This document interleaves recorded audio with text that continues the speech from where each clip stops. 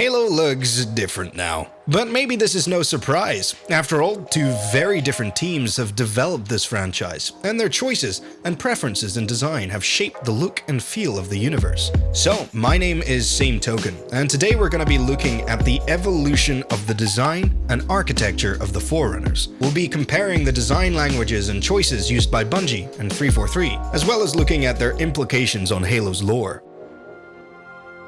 Brutalism is a style of architecture from the 1950s and is highly relevant when looking at Bungie's vision of the Forerunners. Brutalism uses monumental sculptural shapes and raw, molded concrete. Its influence, then, is obvious in Forerunner architecture. Massive Forerunner structures appear slightly worn, yet impossibly ancient. Their structure is familiar, yet very alien, feeling empty and almost uncomfortable. Embellishments come in the form of faint patterns akin to hieroglyphics, with the architecture appearing highly functional despite their functions being unknown and perhaps unfathomable. This is an aspect Bungie always emphasized, believing that Halo is really the story between you and your environment. Its stark, concrete and simple nature likely derived from the original Xbox's limitations, and as a way to contrast against the very organic and alien appearance of the Covenant. This aesthetic was consistent throughout the entire original trilogy, with the changes made being more of an evolution of the same design theory. This was the case up until Ensemble's Halo Wars, where the architecture was no longer depicted as grey, tan and muted, but instead looked more alive and neo-futurist. It was, however, generally accepted as being a stylistic choice rather than canon. Instead, it was Halo 4 that would forever change the Forerunner appearance. Halo 4 was 343's first Halo game developed alone. They now had full control over the game's universe. In their Return of the Forerunners video, then art director Kenneth Scott said that anybody who plays Halo goes, okay, Forerunner is silvery, angular stuff with the blue lights across it. And then they went on to say that while people may have thought they wanted another Halo, what they really wanted was something new. And that's the methodology they applied to Halo 4, removing the ambiguity of the Forerunners and telling a completely new story. And to do this, they had to settle on a specific Forerunner design that they felt worked with their new plot, and that's exactly what they did. Forerunner technology is no longer worn, ancient and derelict. It's alive and futuristic. Objects big and small now defy gravity. Where Forerunner structures once had a sense of permanence, they now feel more organic, morphing so they can be used for different purposes. We see this in the weapons, morphing seemingly to fit the user, in this case the humans. This differs from what we've come to expect with, for instance, the Sentinel beams, which appeared as though you'd just rip it from their eyes. Now Forerunner weapons can adapt themselves depending on their use. However, these changes created a discrepancy between the Forerunners we knew on the Halo rings and the Forerunners on Requiem. The structures between both look and feel different. So the question is, are the Forerunner designs from the original games no longer canon? In other words, in future Halo games, will the designs of the Halo rings resemble what we've seen before?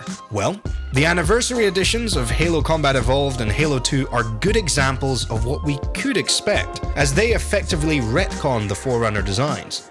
I feel Halo 2 Anniversary, as it was developed after Halo 4, is the closest we've seen to Forerunner design canon, and so it's useful to compare the designs from the original Halo 2 and its Anniversary Edition. And for this very video, they built in this exact function. From this, and this is my opinion, it seems as though Halo 2 Anniversary marries the aged derelict architecture from Halo 2 and 3 with Halo 4's clean futuristic setting. We can see this in the textures, for instance along the exterior of Delta Halo's control room, as well as near the library's entrance. They appear worn, yet futuristic, and compared to Halo 4, glowing lights have been toned down.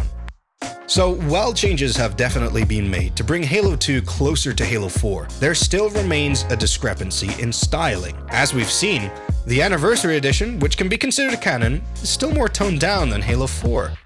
Continuity is important for immersion into a franchise's universe.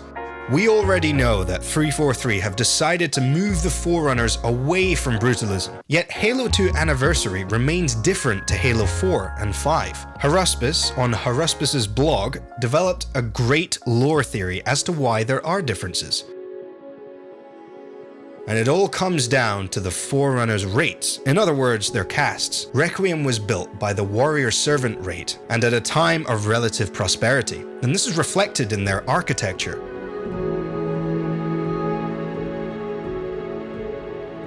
On the other hand, the final Halo array was constructed by the builders near the end of the Forerunners' existence. As such, their designs reflect this. The architecture of the Halo ring derives from Brutalism simply because they are the last resort, and they're super weapons built in a hurry. In this case, it makes sense for the architecture to differ. Requiem and the installations were both built at different times by different Forerunners. It would be like comparing the castle in Edinburgh to the Empire State Building in New York.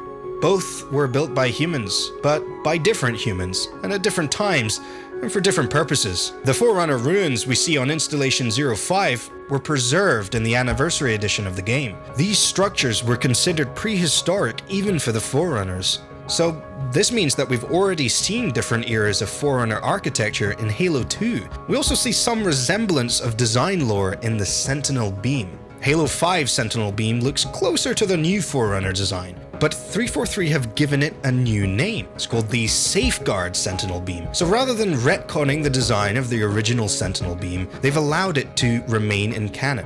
So this is a fantastic theory, but it only holds up so long as 343 believe the same and apply it to their games. In Halo 5, the seed world Genesis was constructed by the builders, and yet it looked very different from the Halo arrays. Additionally, the Lesser Ark in Halo Wars 2 looked vastly different from how it was depicted in Halo 3 despite being the same location. So from this, it's kind of murky which one is canon, but maybe this will all change in Halo Infinite. In the announcement trailer, we saw the beam emitters. Now, at first glance, they do look like what we've seen before in Halo 4, but if you compare it directly, you'll notice the shape and the lack of the glowing lights is probably closer to what we saw in Halo 2 Anniversary. But the most striking reveal is near the end of the latest Halo Infinite trailer. We now have a glimpse of what can be assumed to be Halo's control room, and if you look closely, it starts to look fairly familiar. It's certainly not similar to the original Halo, but interestingly, it's also not that similar to Halo CE Anniversary, which seemed to go in a completely different direction. I would say Halo Infinite's control room mostly resembles a mix of what we saw in Halo 3 and Halo 2 Anniversary. Don't forget what I said earlier, Halo 3 is an evolution of what we saw in Halo CE and Halo 2, while Halo 2 Anniversary blends this with what we saw in Halo 4.